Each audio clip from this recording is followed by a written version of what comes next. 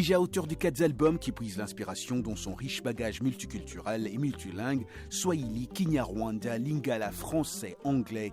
Lokwa Kanza sort en 2005 un album entièrement écrit en français. Ses collaborations artistiques sont nombreuses. Lokwa a été invité au sommet USA Afrique du 5 au 6 août à Washington. Pourquoi Lokwa? J'ai aucune idée. Aucune idée, hein. Mais je le remercie de m'avoir invité. Écoute, ça fait plaisir parce que, d'ailleurs, ce soir-là, j'ai pu avoir un contrat. Le président de Madagascar a demandé à ce que je parte chez lui. Après ses multiples compositions pour la diva sud-africaine Myriam Makeba, Jean-Louis Aubert, Fayates et le collectif Bisso na Bisso, mené par le rappeur Passy, Lokwa pense maintenant à faire des grands featuring.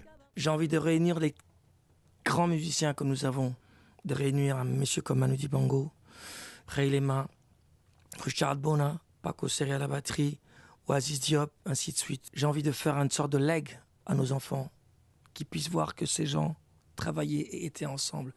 Les conflits en République démocratique du Congo depuis 1996 avaient retenu l'attention des observateurs de la politique africaine. Cette guerre a divisé les Congolais et Rwandais, deux peuples qui ont toujours cohabité dans la paix et qui se sont retrouvés plongés dans un conflit avec toutes les conséquences humanitaires.